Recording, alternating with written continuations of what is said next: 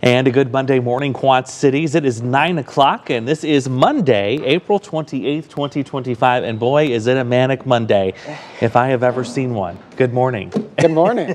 What a start to the day. We've been running all over the place this morning already. We can tell it's going to be a very busy day, not only here at the news station, but also across the region. Good Monday morning. I'm meteorologist Andrew Stutzky. I'm weather anchor Peter Warner. Yeah, I got a lot to talk about today. Yes, our threat of some severe weather. We have two possible scenarios that I'm also going to take you through as well that could kind of spell out what may happen or may not happen as we go into this afternoon. So lots and lots to track here for you. If you have a question regarding today's severe weather threat, you can text that to 309-304-0888. That's at the bottom of your screen. We're going to be here for the next 30 minutes until the bottom of the hour, doing kind of a deeper dive into our threat for severe weather today to get you prepared. You know, we've been talking about this now for more than a week. Yeah, we put that weather impact alert out just a week ago exactly, right? That's right. Yeah, I believe it was late on Sunday. So we've given you a lot of time to kind of plan and prepare for this, and now the day has arrived. And definitely make sure you're staying close to the forecast, hopefully with your source here, your favorite source here at Storm Track 8. It's one of those days, as I said this morning, that we're going to have to kind of look at things hour by hour and see how they evolve. Yeah, it's going to be very dependent on, well, it's obviously a very dynamic system, but there's one key aspect we're really keeping an eye on here.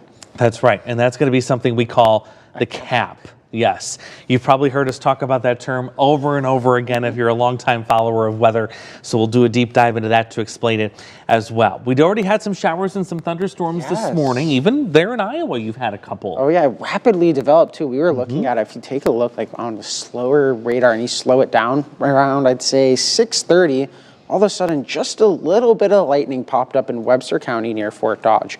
Then if you looked at it 30 minutes later, it's developed into that line, then now that cluster that we're seeing out in Waterloo. And I think that's kind of what I said this morning is, yes, this isn't severe, but it's a good idea of what we could potentially be seeing here today, how these storms, they might just kind of, they see a little bit of a blip, but they can rapidly develop here. Exactly. Yeah, just kind of give you a sense of how volatile the atmosphere is going to be around here today. Any activity in the Quad Cities? Well, not right now. Not seeing anything pop up on the radar, but that is something we're going to be watching as we go into the afternoon. So let's step through the threat, everything else that's going to be coming in. So we believe that this is going to be an evening and overnight threat. However, there's one scenario we're going to be tracking, especially as we go into later this afternoon, and that is the potential that we could see some earlier storms develop ahead of the main storm system itself. And if that were to happen, we could really be in some big trouble when it comes to perhaps some earlier severe thunderstorms compared to what's coming in for this evening. So that's something we're really going to be watching. And now that we're closer, we know what threats we're going to be most concerned about, and there's two of them. It's the hail and the tornado threat. Yes, we're seeing a significant area, or hatched area, in portions of the area, or I guess portions of the Quad Cities area carrying into central Iowa and further north into southern Minnesota, into western Wisconsin. Yeah, big old purple zone there. So you see that purple, that's a rare one. Don't see it for that often. Yeah, and especially, you know, this early in the season, so widespread into parts of Minnesota and Iowa, like you said. Now, we still have this 3 out of 4 hanging out in the Quad Cities, and this is likely for that scenario that I just mentioned. If we get something to pop later this afternoon into the early evening, that thing could go gangbusters and just really put down some large hail and perhaps a stronger tornado. And Peter, you look at the tornado zones today, we're in the same tornado zone in the Quad Cities than compared to the folks that are up north in that 4 out of 5 risk. Yeah. It's an elevated risk, and look how large of an area it covers too with that hatched. It's huge. It's huge, and it is okay. Maybe I could be wrong here, but it looks like it might have shifted just slightly to the east here since yesterday as well. It did, yeah. It's further into Wisconsin and now goes all the way to Lake Michigan, whereas it didn't yesterday during that. So yeah, we got an update from the Storm Prediction Center at 8 o'clock this morning. That's what you're looking at here now. And it still shows the Quad Cities in that darker red, which is the 3 out of the 5. And it also has the polka dots.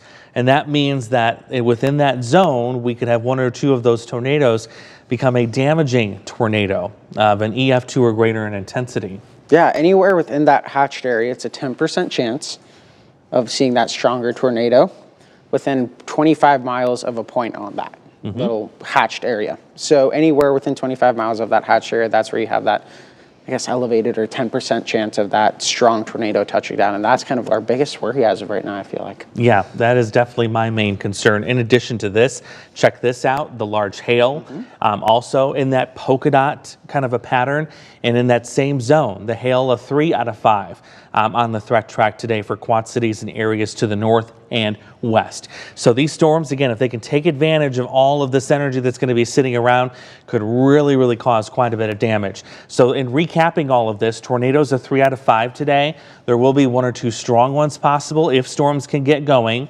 Golf ball sized hail, perhaps larger, maybe even just shy of baseball size at the worst, as at a 3 out of 5 today. Wind damage a little bit lower. That's at a 2 out of 5 on the threat track scale. I put this together this morning too, just kind of showing you how this threat is going to evolve.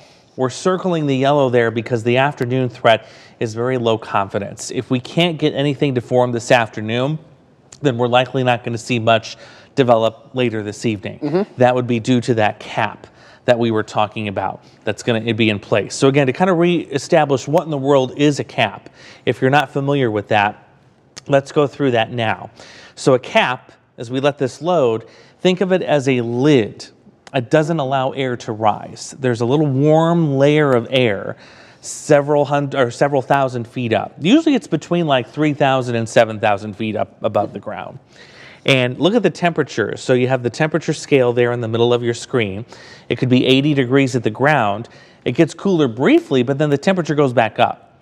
Yes. Whereas instead, if you don't have a cap, the temperature consistently falls from the ground to the upper level of the atmosphere. Yeah, and that's what allows saturation or unstable particles of air to develop. That's where that dew point and the temperature meet that same level, and that's where you see clouds develop. And as that rises, once they meet that level, that's obviously what develops those large clouds, those supercell type formations that we could be seeing with this setup. But with that cap, once that temperature in the upper levels of the atmosphere separates a little bit, it doesn't match up with the dew point, which kind of helps keep that cloud cover a little bit lower, not allow those parcels to rise and continue to create that instability further up into the atmosphere to create these large storms. Exactly. It really limits the potential for that. And that is what we are expecting to happen this afternoon. But as always, Mother Nature can throw you a curveball and that cap can weaken or break, or if an updraft, like a brief rain shower, gets strong enough, it can actually bust through the cap. And if that happens, then we're in a whole mess of trouble when it comes to storms. Now, the reason that is possible is if you look at the storm energy today, it is very, very high. And not just here in the Quad Cities, but look at the almost at the top of the scale storm energy as you go into central parts of Iowa this afternoon. That's our worst case scenario. The worst case scenario is that the cap were to break with all of this storm energy. We get explosive storm development here, likely in central Iowa, all the way down to northern Missouri, and then those would race eastward, reaching the Quad Cities early this evening, likely after the 5-6 o'clock time frame, as we get a little bit deeper into the evening. That's the worst case scenario again. That's if everything comes into line perfectly, the cap breaks, the storms initiate, they come rolling in with the hail and the tornado threat. So that's our scenario, one of them that we're looking at. It's going to be interesting today too, because as I was talking about this morning, this is going to be our first humid day of the season. Yeah, it's going to feel thick out there again. We haven't felt that in a while. It has been a long, long time. Look at your dew point temperatures. This is right now, so it's easy to see where the front is, also where the dry line is going to establish itself. We don't get to talk about dry lines very often, but you can see there's dew points well into the 60s. A reminder, you need 55 plus to get severe weather. And we're going to have 60s heading our way this afternoon. We're already at 53. And as we put Future Track into motion, you're going to see how quickly this moisture arrives as we go into the afternoon. We're going to see a nearly 10 to 15 degree increase on the dew point temperatures as we get into the afternoon. For some reason, Geneseo is always a really crazy low number. I need to try and get that fixed and figure out what's going on there. No, you're not an odd thumb out. Switch the number. 63, I think, would be best. I think it's just reversed there for whatever reason. But yeah, we certainly will have the moisture. That's not going to be a problem. The biggest question, again, is can we get that cap to break to form the severe weather? So let's go through those scenarios really quickly. There's 2 of them again that are possible today. And Brandy, I may have to have our banner taken down for this one here too, because I don't think it's there. Thank you very much. So this is the first scenario. We already had some isolated storms this morning. Those are gone. This is the worst case scenario.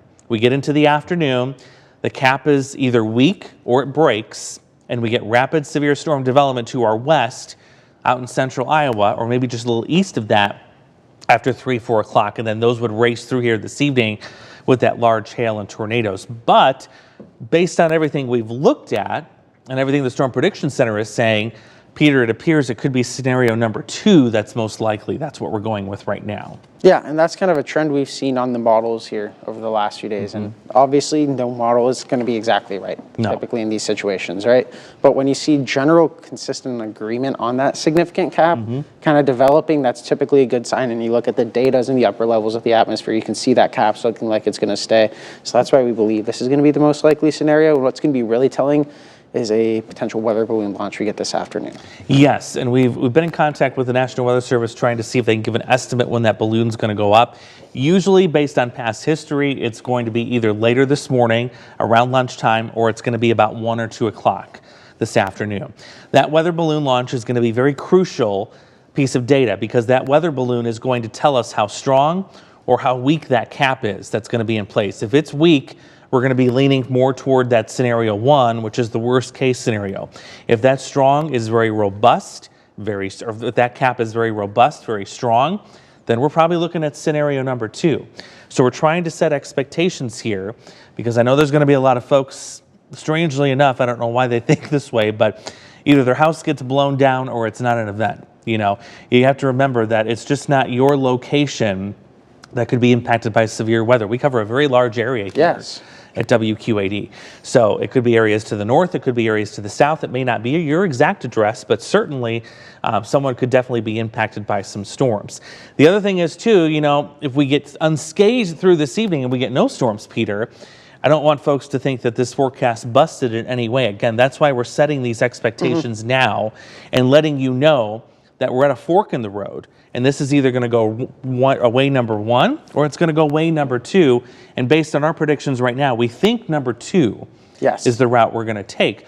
But at the last minute, we could always pivot back to number 1. Yes, I mean, and this is why we break down these scenarios and why we've called this out so early. Again, yes, it's number 2 looks likely, but there is still the potential for number 1, and that's why we want to put this out there so early and we keep talking about it, is because if scenario 1 does play out, it could be a significant event throughout the whole upper Midwest, honestly, that we're seeing, including our area. So that's why we kind of want to keep you guys aware is, yeah, we're trending towards number 2 potentially as of right now, but number 1, even if there's still that chance that it's there, we want to make sure you're prepared, your family could be safe with this situation we could see develop tonight. Again, most likely we're looking towards number 2, but because that chance for 1 is still there, we just want to help you stay prepared. Yeah, so it's a very tricky forecast. It is one of those days where we have to look at the data every hour on the hour, and that's what we've been doing this morning, without a doubt. That weather balloon, again, is going to be very crucial to bear what's going to happen for us this afternoon. So I don't want folks to put your guard down yet.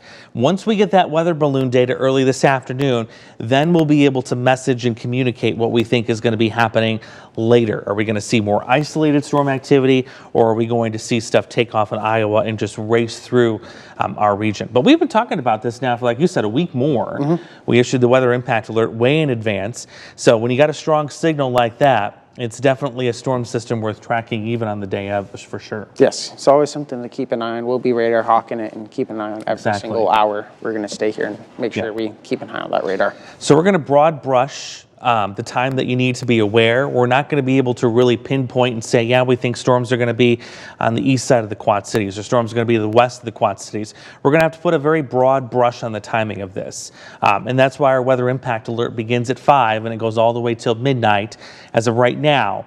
So we have to wait to see, 1, if storms are going to develop, and 2, where are the storms going to develop, in order to tell you exactly when we think they're going to arrive in your hometown. So that's why right now we're broad brushing 5 o'clock this evening until midnight. I know it's a huge time.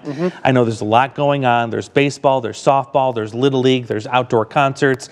It's just one of those evenings where you're just going to really, really, really, really have to stick by this thing and watch your notifications. I know James is going to be doing some extra coverage on the A+ app, whether it's this afternoon or evening. Another great resource because, again, you're going to have all of his knowledge in addition to our knowledge and expertise to tell you literally everything that we know that's going on and what we think is going to happen. And a great way to do that is get that Storm Track 8 app on your phone. Yes. Because that'll have up to date whenever you get lightning near you, any warnings that come out, it will have that, and it'll tell you with a nice loud deep voice to make sure you hear it. Yes, it will. You will definitely take notice when that voice comes over your phone. So good advice there. And of course, make sure you're tuning into the A+ app, as we just mentioned. We have all these newscasts coming up this afternoon. We have the current with Shelby Kluver. We have the 5 o'clock, the 6 o'clock, and of course the 10 o'clock. So multiple ways that you guys can stay updated on the severe weather threat. But yeah, I'm really interested in that weather balloon this afternoon. That's the big story. It's going to be very the crucial. tell-all almost in a way. It really will. So we'll take the next few minutes here and we'll answer some of your questions and we'll see what you guys got for us this morning. Yeah, Matthew was wondering about what's it going to be for, I'm assuming that meant for Kewaunee, just based on the spelling, that's what I'm assuming, because I don't know any Keenwib. Oh yeah, probably Kewaunee. I'm guessing Kewaunee. Voice to text, that's like my phone. My voice to text option is terrible. So Kewaunee, still, I think an area worth watching. You're kind of on that border of the 2 and the 3, though I'll say there's been consistency in that the deeper into Illinois you go, the lower the threat is. Yes. In terms of severe weather. It's more scattered. So you can see Kewaunee firmly in the 2 out of 5 threat track. The million-dollar question is, can we get those storms going in central Iowa? And you also notice that I have not shown Future Track once this morning, whether it be the in-house model or the rapid refresh model, because neither one of them are showing either of these scenarios really well. They're just not handling this storm system well at all. And that could be for a multitude of factors. And I'll leave that for the engineers that run those models to decide. We can take a quick peek into both if you'd like to. And again, I do not want you to take this as gospel. The end all be all. That this is going to happen or this is not going to happen. But I just want to show you kind of an example of what we've been dealing with in terms of some inconsistencies. So we'll start with our in-house model first, and then we'll go over to the rapid refresh model. So this has a very, very late window on the storms taking off in central Iowa there, and then they basically fall apart as they get here. Not much happens. In fact, that's the scenario number 2 where you don't even get any rain. The front comes through with nothing more than a shift in wind direction. But you also notice too, the in-house model lacking on severe weather in parts of Minnesota, in northern Iowa, in western Wisconsin, where there's a big 4 out of 5 risk sitting there. And that's an area that we're more confident is going to get the widespread severe weather. But our in-house model just not grasping on that. And that's okay. Computer models, they're models for a reason. They're an estimation as to what's going to happen. If they don't show everything, that happens. They're not perfect, and neither are we as humans, of course. So should we switch over to the HER? Yeah, switch over to HER. The rapid refresh is what we're referring to here. Yes. And we'll see if there's any difference. Let's do, I guess we could do the extended first. I've used the extended here and looked at those two, compared them today. And let's see if there's any difference. There's this, Peter and I, we've been talking back and forth about this, what we call a prefrontal trough. And you can think of it as like a pre-cold front in a sense, but it's in the upper level of the atmosphere. It's not in the ground, switching winds and bringing colder air. But this is the scenario that we have to watch as we go into the evening, the late afternoon and evening, is that prefrontal trough coming in right there. Do you see how there's some light showers in eastern Iowa? That's that potential that could lead to explosive storm development late this afternoon into this evening. And the HER kind of hints at that there. Right there in southern in South central Iowa? Yeah. You're kind of seeing a little bit of that hint that something's going to start blowing up pretty quickly. Now, I like the HER a little bit better because you see we are getting better storm development in that 4 to 5 zone to the north. So it's doing a little bit better job grabbing onto that. And I will tell you, the previous run had nothing here. No. It was quiet. This morning, actually, both runs on the house model and the rapid refresh model didn't have a lot. The house model actually had more of a pop-up than the rapid refresh did. And I think that kind of just puts it into perspective of what we're dealing with here. It's 2 different model runs, just about, 4 hours apart, 5 hours apart from each other. that have both completely changed scenarios each time. Exactly. That's why nothing is set in stone right now, and they could change again. This could escalate even further with the next model run that's going to be due out in the next few hours, or it could de-escalate and it could dry out again. So it all depends again on the strength of the cap. There you see the line of storms, at least if something were to form here about 1 tomorrow morning. I would think by now it's running out of steam. It's getting so far to the east. Could there be some wind and a hail threat with that? Sure. But the tornado threat will likely decrease a little bit more as we go through the night. So we're still going to end that weather impact alert at midnight, at least the way things look right now. But it's all about that. I think for the main early show, it's all about this prefrontal trough coming in right here to see if you can get something firing. It's interesting you got the clouds. Yeah. I mean, that's indicating lines you've up got perfectly. lift. Yeah. You got lift, and it's riding right along the timing of that moisture as well. When we were looking at that future track with the dew points we were looking at, that timed up exactly pretty much with it once we start to see our dew points rise here in the Quad Cities. Yep, it really does. So that's interesting to watch. I'm going to go to the hourly update, see if there's anything new with that. And I think we're on that right now. Yep, that should be on the high resolution hourly. You can see, kind of the same idea, starting to blow up that line. And that's where it stops. And that's where it stops. Yep, it's a little bit more limited in terms of the time scope. Yes. But it looks like it's latching onto the same idea that we got with the extended run. So that's why, again, I really haven't shown Future Track much this morning. It just, in my eyes, it doesn't have a really good grip quite yet on what's going on. That could always change, though. We get another run literally at any second. So we'll look at that before we get out of here at 9:30. That's true. Yeah, see if anything's changed. We will keep an eye on it. Yeah. Let's see. I think this is something we're going to preface this with a lot of our hometowns. When you're asking about your town, we have the general idea of when it will happen. I think it's better to maybe tune in later once we get that weather balloon in. Yes. We're going to stick with the 5 to 12. And if we get that early afternoon burst timing from, I'd say around 10 o'clock for the western towns till 1 o'clock for the eastern towns. For the eastern towns. That's kind of the way to, I think, approach it as of right now. But again, we want to give you that fine-tuned forecast, but because of the scenario, I think we don't want to tell you exactly what time you're going to be seeing it in your hometown, I guess. We want to keep kind of a wide open window for right now because a lot is dependent on that cap for this afternoon. Yes. So that's kind of what we're going to be doing. So if you asked a question about your hometown, that's kind of just a generic answer. Yeah. We'll go through some of the other stuff. Billy, just say good morning. Good morning, Billy, as always. With this morning's rain, is there a possibility for outflow boundaries to further enhance our severe weather potential? I do not see that today as of right now. We're going to have very strong south winds across the region today. 45-mile-per-hour gusts this afternoon. That should push any of that kind of a boundary well north out of our region. So as of right now, outflow boundary is not likely going to play a part in this today. So for Carroll County, again, just general time frame, we're keeping it from 5 to around p.m. to around noon. Austin, Hamilton, how are you? Sheraton, you are looking, again, right where we're seeing that bubble in the HRRR. Your time frame for Des Moines, I have from 4 p.m. to 10 p.m. here tonight for the weather impact alert for Sheraton at We Are Iowa. So a little earlier than the Quad Cities. Yes, a little earlier than the Quad Cities for you guys further to west in central Iowa. Yeah. So what time? Yes, 5 p.m. Yep, Let's I would see. say after 5 o'clock this Yes. evening, really got to be on guard. And again, that weather balloon's going to tell us a lot coming up earlier this afternoon. Yes. Let's see, talking about, when it's nighttime, it's really hard with these type of situations. It is. And it's, if we get a line in here after dark, like what we saw on Easter, you can get a couple of spin-up tornadoes with that. I can't rule out that that's going to become a possibility if a line were to get in here later tonight. It's something we're going to have to watch. Yeah. So with both threats of tornadoes and hail, will there be any type of watch issued for tonight? And that's all going to be dependent on that balloon, you think? All dependent on what the balloon shows, what the radar looks like.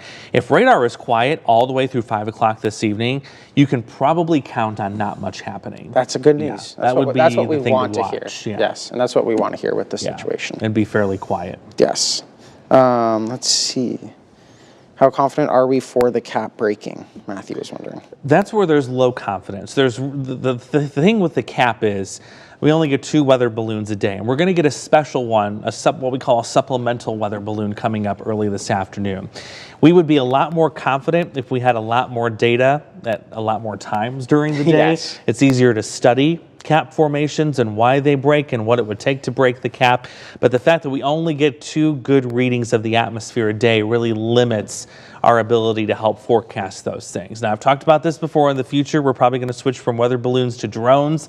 That would give us unlimited soundings a day. Cool. We could almost do one every hour if we wanted to, but we haven't gotten to that place yet. I'm hoping in the next 5 years or so we're going to do that. But it's just because we just have limited information available about what's going on upstairs. Yeah. Then what is, Matthew's also wondering, what is joules per kilogram? So, I mean, that's what we talk about with storm energy. So what is joules per kilogram? Yeah, so joules per kilogram is exactly what that is. It's a measurement of the energy in the atmosphere. If you've ever taken a physics class, and boy, Oh, yes. those of us in weather school, we have taken plenty of them. This is what we use to measure that. So the number I'm showing you here for this afternoon, I think it went as high as about 1,800, 1860 joules per kilogram. That is how much energy is in a given parcel of air. And this is the table for that. So anything from 1,000 to 2,500 is considered moderate energy. If you go further to the west, say in Des Moines, you can actually kind of see it on the edge of the screen here. There's actually high instability. And I don't think my little cursor is going to let me move. Oh, there it is. There you can see. Yep, the Des Moines, they have around 3,000 potential kilojoules. Yep. So there's a lot more storm energy out that way compared to what we've got going here. Great question, though. Tracy, we do not forget about you guys, and Victoria, don't you worry. We're keeping an eye on everyone here today, making sure everyone is safe. Kevin, we just want to make sure everyone's staying safe in these situations. That's pretty much all. Exactly. Whether it's a level 2 or a level 3 or a level 4, those are nothing to sneeze at.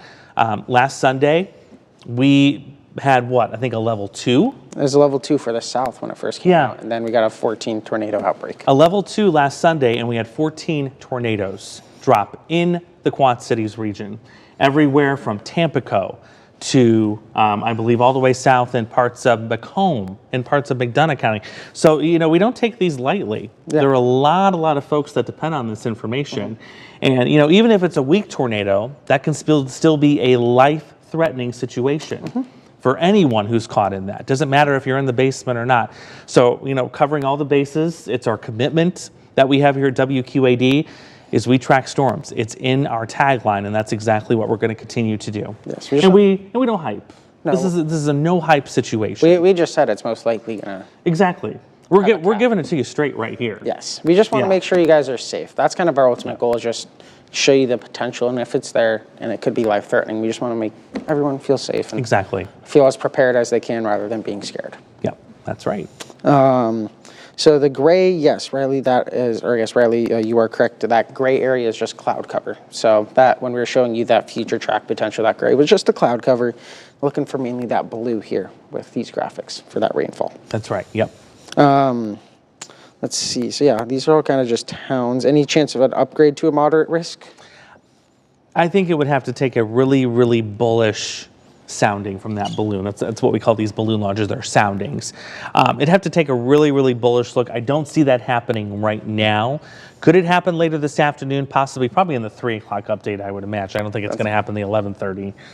But it's possible. If there's a consistent signal that cap is going to break, I could see potentially that moderate getting extended down a little further south. Yes, especially into eastern Iowa. That's where I think the best potential would be. Yeah, exactly. If you were to look at where it is right now and you kind of propagate your way to the southeast here, because typically they're going to put it smack in the middle of where you've got this 3. So if you're looking at a 4 out of 5, again, if the cap can break, you're probably going to see this extended downward like this. And that would take it just northwest of the Quad Cities into hometowns that are northwest of us. Yes, your Maquoketa type potential area carrying up towards Dubuque. In parts of Jackson County and things like that. That's the best DeWitt, maybe the best chance of seeing that upgrade, if it happens. If it happens, yeah. All depending on that cap. All depending on the cap. Yes. Let's see, Tim Molina says, good morning. So many questions, but what are the chances, especially northwestern Iowa, you could see a tornado outbreak? That's actually closer to that level 4 out of 5 risk than, say, portions of the Quad Cities, or at least portions of northwestern Iowa are in that. So that's has the potential. When I was looking at this morning for central Iowa, there were some portions of the area that could see a little bit of a line breaking the cap up there, but that's, again, it's all still to be determined. It's all going to depend on this cap throughout the whole state of Iowa. throughout the whole Quad Cities region. That's really the whole story today. Yep, and actually that's a little more favorable environment. You're closer to the actual area of low pressure. You can see when I pull up the dew points again, you can clearly see where that low is, where the low pressure center itself is.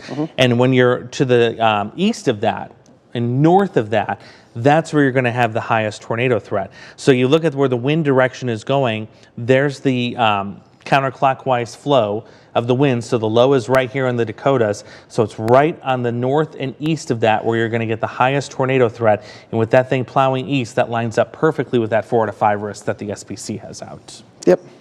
So it's near that triple point almost, you could say. Yes, where you have the intersection of the warm front, cold front, and the low. And the low and the dry line. All comes together. Sandwich it together. Yes. Just want to do this one real fast. Riley was wondering, says hi, and do we need to fear about severe weather? No, we do not need to fear.